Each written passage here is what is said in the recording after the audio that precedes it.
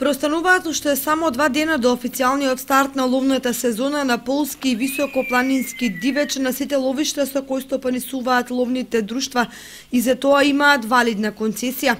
На 11 октомври ловците ќе можат да ловат на сите терени, освен определените браништа, што значи дека се очекуваат пукотници во ловиштата.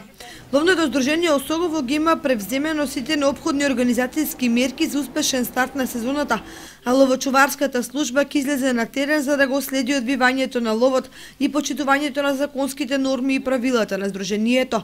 Еден апел до сите ловци, членови на ловното здружение Осогово од Кочани, за предпазливост со ракување со огнено оружје.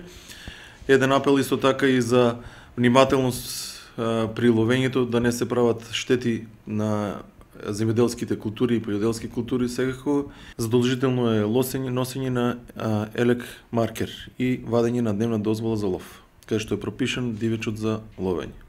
И секако би им посакал успешен старт и успешна ловна сезона со добар поглед и мирна рака. Поради тоа што државниот празник 11 октомври паѓа во сабота, ловците годинава имаат привилегија да ловат 2 дена едно по друго, бидејќи според утврдениот календар и неделата е ловен ден.